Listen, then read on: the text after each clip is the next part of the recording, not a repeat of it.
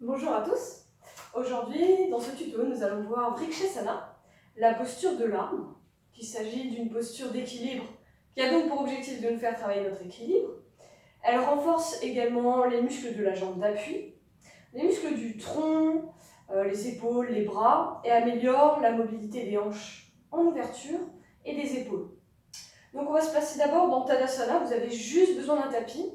Alors si vous manquez beaucoup d'équilibre, vous pouvez également avoir quelque chose à portée de main, une chaise, quelque chose de fixe qui ne glisse pas, pour vous appuyer de temps en temps. D'accord ? Donc placez-vous dans Tadasana, juste pour la concentration de départ. N'hésitez pas aussi à vous placer face à un miroir si vous avez besoin de voir votre alignement. Et vous pouvez aussi regarder juste le tuto si vous ne savez pas ce qu'est la posture de l'arbre, de façon à bien la visualiser et pouvoir mieux la faire ensuite. Donc dans Tadasana, nous avons les hanches en rotation interne, on active les quadriceps, on active les glutéos, donc les moyens fessiers. Le sacrum tire vers le sol pour allonger le bas du dos, les basses côtes descendent. Le sommet du crâne, lui, il tire vers le haut pour allonger toute la colonne. Et les épaules sont vers l'arrière et vers le bas. Nous adoptons la respiration Ujjayi avec l'engagement des bandhas. Mula Bandha, les muscles des planchers pelviens, et Uddiyana Bandha, les muscles abdominaux. Donc surtout la gaine avec le transverse. Donc serrez bien votre centre, allongez toute votre colonne et fixez le regard sur un point fixe. Respirez bien Ujjayi, donc par le nez, en resserrant légèrement la glotte. Mettez les mains sur les hanches, puis vous sautez pour ouvrir légèrement vos jambes. Nous avons toujours notre alignement, l'engagement de notre centre. Puis vous allez déporter le poids du corps sur votre jambe gauche. Bien vous focaliser sur l'appui de ce pied au sol, surtout l'appui du gros orteil qui vous permet d'activer vos adducteurs, mais également d'avoir un bon équilibre. Et vous allez venir saisir votre cheville droite. Vous allez monter le pied le plus haut possible au niveau de la cuisse.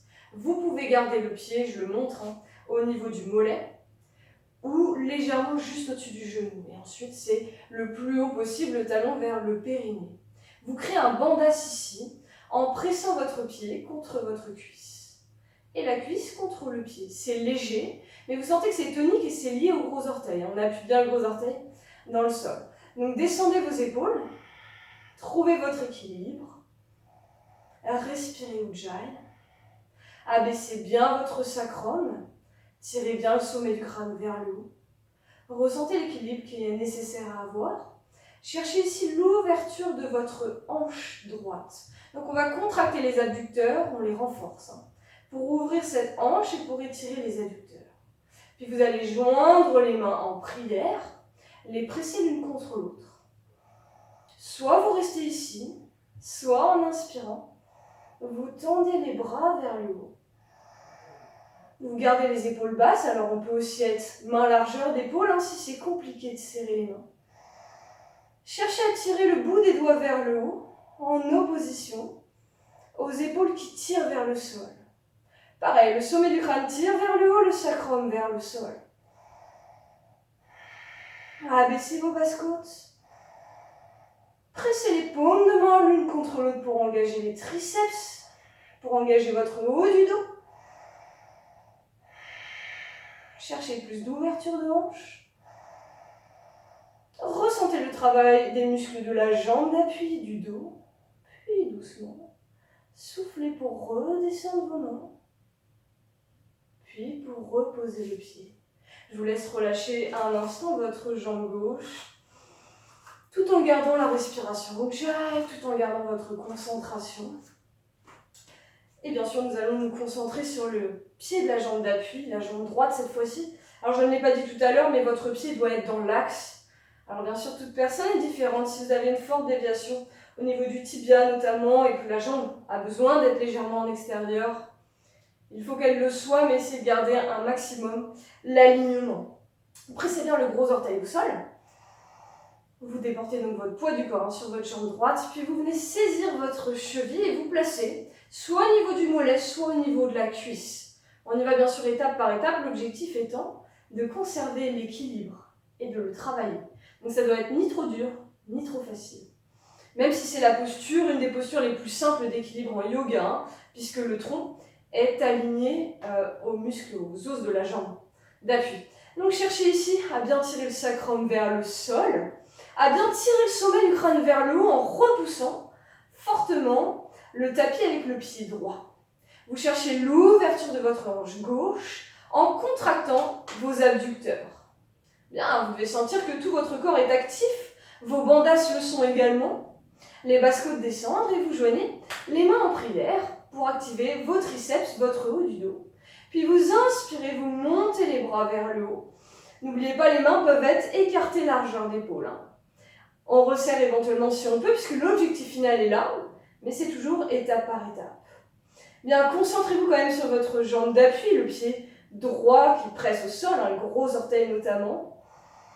Les bouts des doigts qui tirent vers le haut. Les épaules tirent vers le bas. On sent un engagement hein, au niveau des épaules, au niveau des bras, du haut du dos. On sent un engagement au niveau des muscles du tronc, au niveau des muscles de la taille.